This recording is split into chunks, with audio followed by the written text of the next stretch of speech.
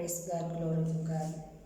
Bago tayo magbasa ng mga banal na salita ng ating Panginoon, tayo samahan mo na po kami na manalangin. Lord to God. O Panginoon Diyos na magpagaling sa lahat. Sinasama namin o Diyos ang aming pagbabasa ng ibang mga banal na salita. Samahan mo kami at tulungan mo ang aking mga kapatid na manawaan namin itong mga salita mo, O Diyos. Ito po ang samot-dalangin namin sa pangalan ng aming mahal na Panginoon Hesus. Amen. Makibasa po kayo sa akin sa mga awit, chapter 21. Magsimula tayo sa chapter 21. Ang hari ay magagalak sa iyong kalakasan, O Panginoon, at sa iyong pagliligtas. Gaano kalaki ang ikagagalak niya? Ibinigay mo sa kanya ang nais ng kanyang puso at hindi mo ikinait ang hiling ng kanyang mga labi, sapagkat iyo'y sinalubong siya ng mga kapalaran ng kabutihan, iyong pinuputungan ng isang putong ng dalisay na ginto ng kanyang ulo. At siya'y humingi ng buhay sa iyo. Iyong binigyan siya pati ang kahabahan ng mga kaarawan, magpakailanman paman. Ang kanyang kaluwalhatian ay dakila sa iyong pagliligtas. Karangalan at kamahalan ay inilalagay mo sa kanya, sapagkat ginawa mo siyang pinakamapalad magpakailanman. Iyong pinasasaya siya ng kagalakan na iyong harapan, sapagkat ang hari ay tumitiwala sa Panginoon at sa kagandang loob ng kataas-taasan ay hindi siya makikilos. Masusumpungan ng iyong kamay ang lahat ng iyong mga kaaway.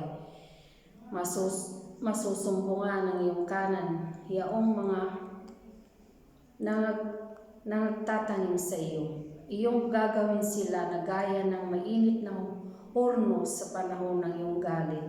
Sasakmalin sila ng Panginoon ng kanyang puot at susupukin sila ng apoy. Ang kanilang bunga iyong lilipulin mula sa lupa at ang kanilang binhi ay mula sa gitna ng mga anak ng mga tao, sapagkat sila'y nangakala ng kasamaan kalaban sa iyo. Sila'y nagpanukala ng lalang na hindi nila maisasagawa, sapagkat iyong patalikuran sila.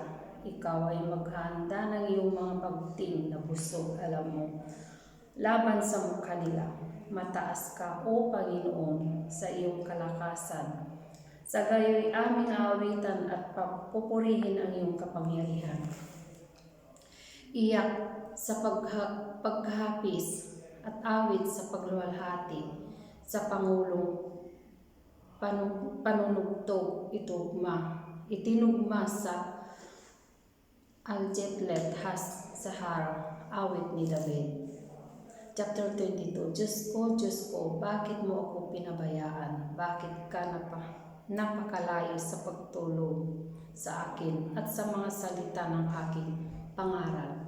O Diyos ko, ako'y humihiyaw sa araw, ngunit hindi ka sumasagot, at sa gabi, at hindi ako tahimik. Ngunit ikaw ay banal, O ikaw na tumatahan sa mga pagpuri sa Israel. Ang aming mga magulang ay nagtitiwala sa iyo. Sila'y nagtitiwala at iyo iniligtas sila.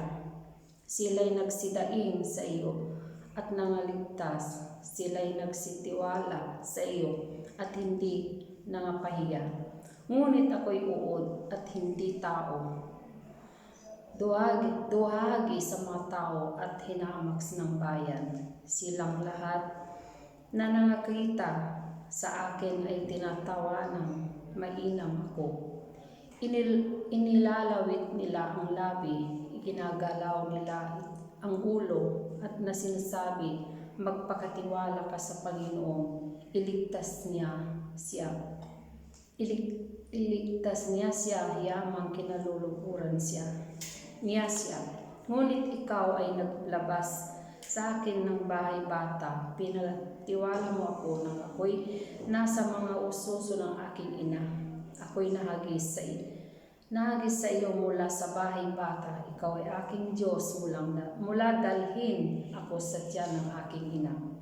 Huwag mo akong layuan sapagkat kabagabagan ay malapit. Sapagkat walang tumulong, niligid ako ng maraming turo. Mga malakas na turo ng basan ay kumulong sa akin. Sila'y magbubuka sa akin ng kanilang bibig, na gaya ng sumasakmal at humuhal na leon. Ako'y nabuhos na parang tubig, at lahat ng aking mga buto ay nangapalinsan. Ang aking puso ay parang pagkit, natutunaw ito sa loob ko. Ang aking kalakasan ay natuyo na parang bibinga, at ang aking dila ay dumitikit sa aking nangangalang-alang. At dinala mo ako sa labog ng kamatayan, sapagkat niligid ako ng mga aso, kinulong ako ng pulutong sa mga manggagawa ng masama. Binutasan nila ang aking mga kamay at ang aking mga paa. Aking maisaysay ang lahat ng aking mga buto. Kanilang minamasdan at pinapansin ako. Hinapak nila ang aking mga kasuutan sa gitna nila. Ang kanilang pinagsapalaran ng aking kasuutan. Ngunit huwag kang lumayo, O Panginoon, o ikaw na aking saklolo. Nagmadali kang tulungan mo ako. Iligtas mo ang aking kaluluwa sa tabak. Ang aking minamahal na kapangyarihan ng aso. Iligtas mo ako sa bibig ng leon. Oo, mula sa mga sungay ng turong gubat ay sinagot mo ako. Aking ipapahayag ang iyong pangalan ng aking mga kapatid sa gitna ng kapulungan ay pupurihin kita. Kayong nangangatakot sa Panginoon ay magsipuri sa Kanya. Kayong lahat na hihini ako na luwalhati sa Kanya at magsitayong may takot na sa Kanya. Kayong lahat na binhi ng Israel. Amen. Sapagkat hindi niya hinamak ang pinagtaniman man, ang kadalamhatian na nagdadalamhati, ni ikinubli man niya ang kanyang mukha sa kanya. Kundi mang niya siya'y dumaing sa kanya'y ay kanyang dininig. At siya'y nanggagaling ang kapapuri sa akin sa dakilang kapisanan. Aking tutuparin ang aking mga panata sa harap nila, na nangatatakot sa Kanya. Ang maamo ay kakainin at mabubusog. Kanilang pupurihin ang Panginoon na humahanap sa Kanya. Mabuhay nawa ang iyong puso, magpakailanman. Lahat ng mga wakas ng lupa ay makakaalala at nagsisipanumbalik sa Panginoon. At lahat ng mga angkan ng mga bansa ay magsisamba sa harap mo, sapagkat ang hakarian ay sa Panginoon at siya ang puno ng mga bansa. Lahat ng matataba sa lupa ay magsisikain at magsisamba. Silang lahat ay magsibaba sa alabok at magsisiyukod sa harap niya. Sa makatuwid bagay, ang hindi makapag-ingat na buhay ng kanyang kaluluwa. Isang binhi ay maglilingkod sa kanya, saysayin ng Panginoon sa susunod na salin ng lahi.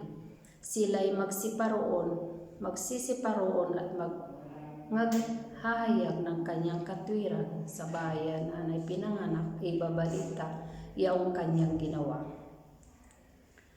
Ang Panginoon ay pastor ng mga awit ni David, chapter 23. Ang Panginoon ay aking pastor, hindi ako mangangailangan. Kanyang pinahiga ako sa sariwang pastulan. Pinapatnubayan niya ako sa sibing ng mga tubig na pahingahan, kanyang pinapanauli ang aking kaluluwa. Pinapatnubayan niya ako sa mga landas ng katwiran, alang-alang sa kanyang pangalan. Oo, bagaman ako'y lumalakad sa libis ng lihim ng kamatayan, wala akong katatakutang kasamaan, sapagkat ikaw ay sumasa akin.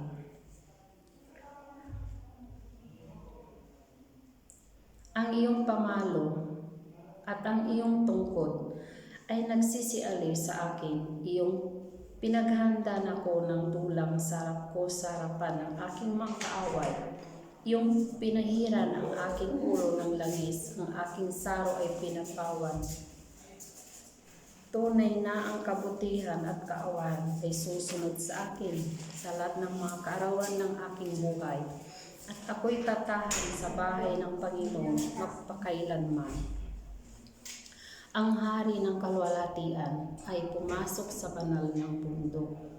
Awit ni David, chapter 24. Ang lupa ay sa Panginoon at ang buong narito, ang sanglibutan ay silang nagsisitahan dito, sapagkat itinatag niya sa ibabaw ng mga dagat at itatayo sa ibabaw ng mga baha. Sinong aahon sa bundok ng Panginoon? At sinong tatayo sa kanyang dakong banal?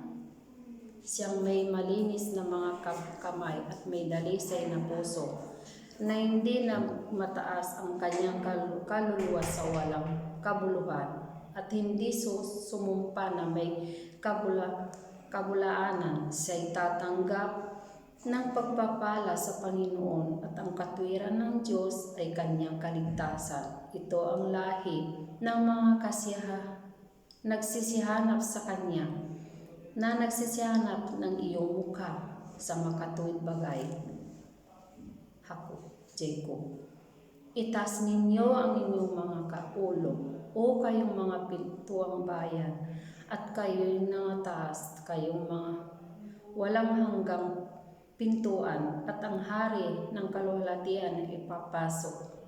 At sino ang hari ng kalwalhatian? Ang Panginoong malakas at makapangyarihan, ang Panginoong makapangyarihan sa pagbabaka. Itaas ninyo ang iyong mga ulo, o kayong mga pintuang bayan, o magsitaas kayo, kayong mga walang hanggang pintuan, at ang hari ng kalwalhatian ay papasok. Sino ito, hari ng kalwalhatian? Ang Panginoon ng mga hukbo, siya ang hari ng kalwalhatian. Panalangin sa pag-ingat, pagbabantay at patawad. Awit ni David, chapter 25. Sa iyo, O Panginoon, ginagawad ko ang aking kaluluwa. O Diyos ko, sa iyo'y tumiwala ko. Huwag nawa akong mapahiya. Huwag nawang magtagumpay sa akin ang aking mga kaaway.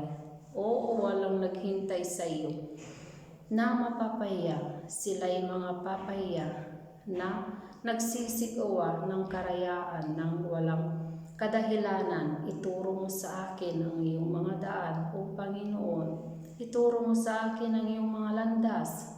Patnubayan mo ako sa iyong katotohanan, at ituro mo sa akin, sapagkat ikaw ang Diyos ng aking kaligtasan. Sa iyo naghihintay ako buong araw. Praise the Lord. Iyong alalahanin, O Panginoon, ang iyong malumamnay na mga kaawaan at ang iyong mga kagandahang loob, sapagkat magpakailanman mula ng una. Huwag mong alalahanin ang mga kasalanan ng aking kabataan, ni ang aking mga pagsalangsang. Ayon sa iyong kagandahang loob ay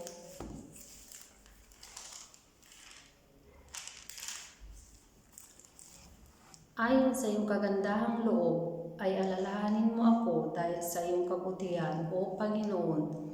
Mabuti at matuwid ang Panginoon, kaya't tuturuan niya ang mga makasalanan sa daan. Ang maang mo ay papatnubayan niya ng kahatulan, at ituturo niya sa maamo ang daan niya. Lahat ng landas ng Panginoon ay kagandahang loob at katotohanan. Sa mga gayon ay mag-iingat ng kanyang tipan ng kanyang mga patotoo. Dahil sa iyong pangalan, O Panginoon, iyong ipatawad ang aking kasamaan sapagkat malaki. Anong tao siya na natatakot sa Panginoon? Siya ay tuturuan niya ng daan ng kanyang pipiliin. Ang kanyang kaluluwa ay tatahan sa kaginhawahan at mamanahin ng kanyang binhi ng lupain.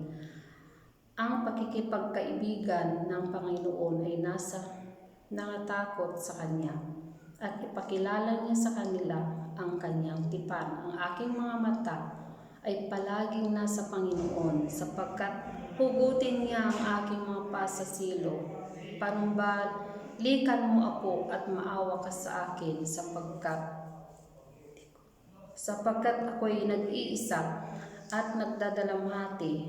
Ang kabagabagan ng aking puso ay lumaki.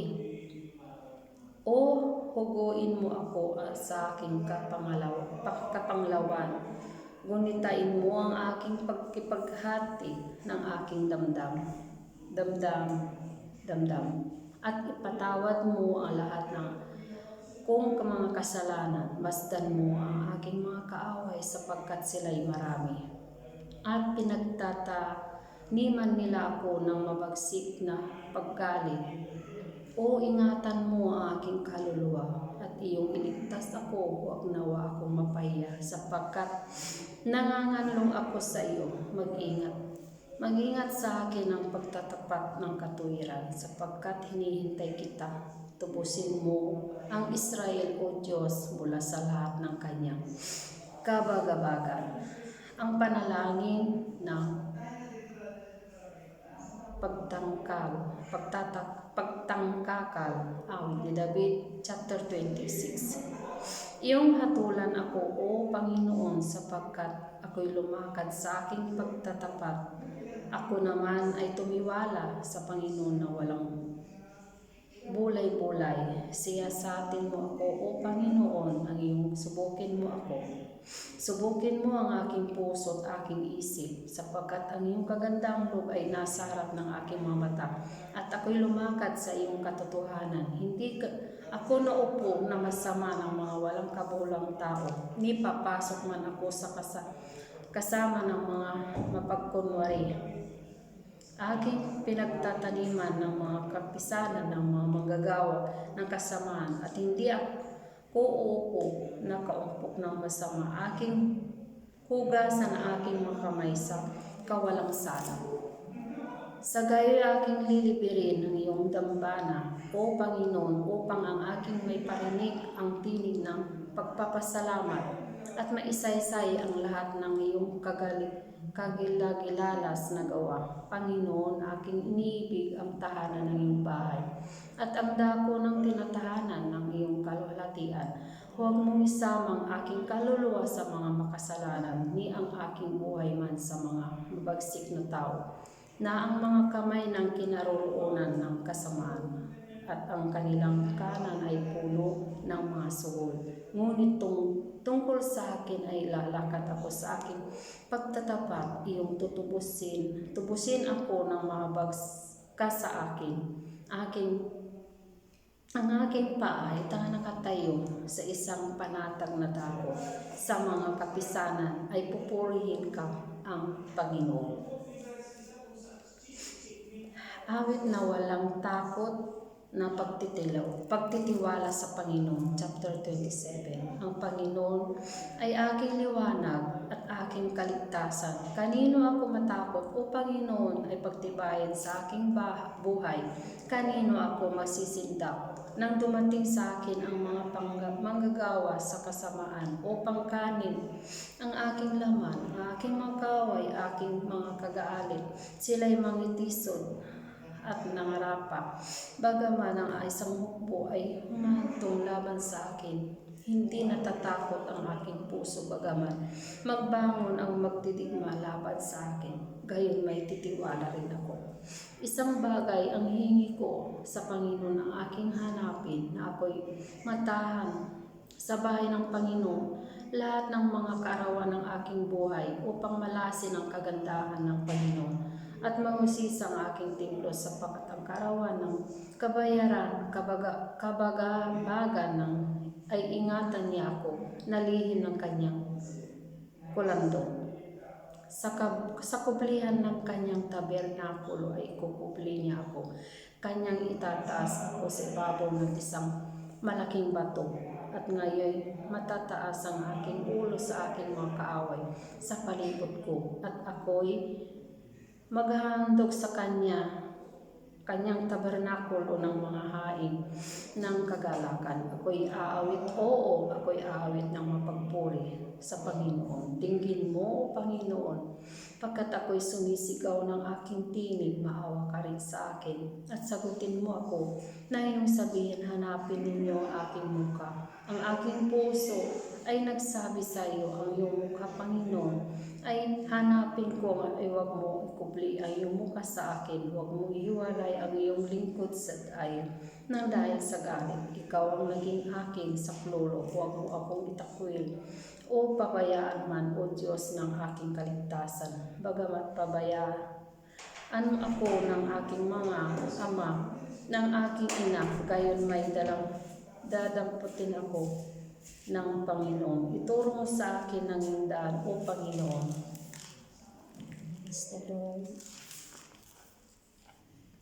At patnubayan mo ako sa patag na landas, dahil sa aking mga kaaway, huwag mo akong ibigay sa kalooban ng aking mga kaaway, sapagkat mga sinungaling na saksi ng nagsibangon laban sa akin, at ang nagsisinga ng kabagsikan ako sana ng lupaypay, kundi ko pinaniwalang makita ang kabutihan ng Panginoon sa lupay na may buhay.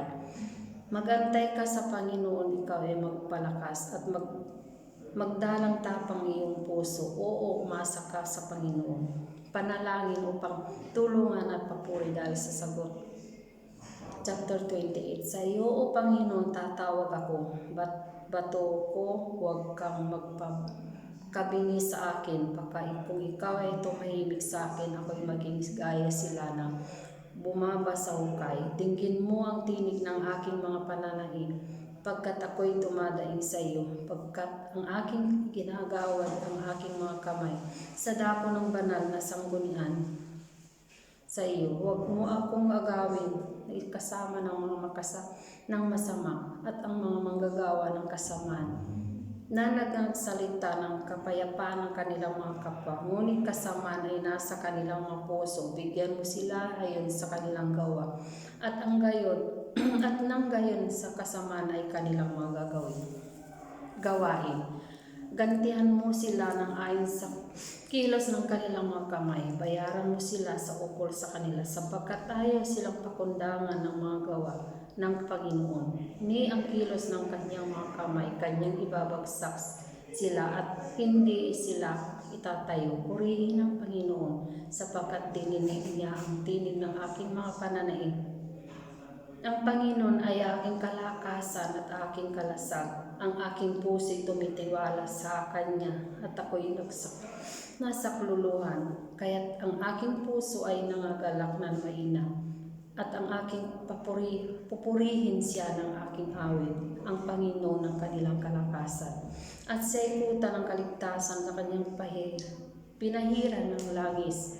Iligtas mo ang iyong bayan at pagpalain mo ang iyong pamana. Naging pastor ka rin naman nila at alalayan mo rin sila magpakailanman. Ang tinig ng Panginoon ay nasa malakas na hangin. Chapter 29. Mangagbigay kayo sa Panginoon, o kayong mga anak ng mga pangyarihan. Mangagbigay kayo sa Panginoon ng kalwalhatian at kalakasan. Ibigay ninyo ang Panginoon ang kalwalhatian marapat sa kanyang pangalan. Inyong sambahin ang Panginoon sa kagandahan ng kabanhalan. Ang tinig ng Panginoon ay nasa ibabaw ng tubig. Ang Diyos ay kalwalhatian ay kumukulog. Sa makatuwid bagay ang Panginoon sa ibabaw ng maraming tubig. Ang tinig ng Panginoon ay makapangyarihan. Ang tinig ng Panginoon ay puspos ng kamahalan. Ang tinig ng Panginoon ay bumabati sa mga sentro. Oo,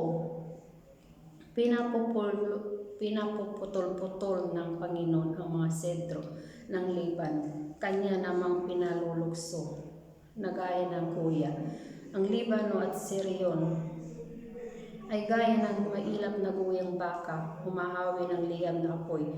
Ang tinig ng Panginoon, niyayanig ng tinig ng Panginoon ng ilang. Niyayanig ang Panginoon ang ilang Kades. Pinapanganak ng tinig ng Panginoon ang mga usa at pinahubdan ang mga gubat, at sa kanyang templo ay nagsasabi ng bawat bagay kalwalhatian. Ang Panginoon ay naupo sa baha ng parang hari. Oo, ang Panginoon ay naupong parang hari magpakailanman. Ang Panginoon ay magbibigay ng kalakasan ng kanyang bayan. Pagpalain ang Panginoon ng kanyang bayan at papayapain. Salmo, awit sa pagtatalaga ng buhay. Chapter 30. Dadakilain kita, O Panginoon, sapagkat itinindig mo ako at hindi mo pinagalak sa akin ang aking mga kaaway. O Panginoon kong Diyos, lumaing ako sa iyo at ako'y pinagaling mo. O Panginoon, iyong isinampa ang aking kaluluwa mula sa Sion. Iyong iiningatan aking buhay upang huwag kang bumaba sa hukay. Magsiawit kayo sa pagpupuri sa Panginoon, o kayong mga banal niya, at magpasalamat kayo sa kanya banal na pangalan, sapagkat ang kanyang galit ay sandali lamang, ang kanyang paglingap ay habang buhay, pag-iyak magtatagal ng magdamag. Ngunit kagalakan ay dumarating sa kinaumagahan. Tungkol sa akin, sinabi ko sa aking kaginhawaan, hindi ako makikilos kailanman. Ikaw, Panginoon, sa iyong paglingap ay pinatayo mo matibay ang aking bundok. Iyong ikubli ang iyong mukha. Ako'y mabagabag. Ako'y dumaing sa iyo, O Panginoon, at sa Panginoon ay gumawa ako ng pamanhid. Anong pakinabang ang pagkaroon ng aking dugo? Pagka ako'y mababa sa hukay, papuri sa iyo ang alabok. Pagsasaysay ba ito ang iyong katotohanan? Iyong tinggin, O Panginoon, at maawa ka sa akin. Panginoon, maging saklolo-nawa kita. Iyong pinapaging sayaw sa akin ang aking tamis. Iyong kinalag ang aking kayong magaspang at binikisan mo ako ng kasayahan. Upang ang kalwalhatian ko ay umawit na pagpupuri sa iyo at huwag maging tahimik, O Panginoon kong Diyos.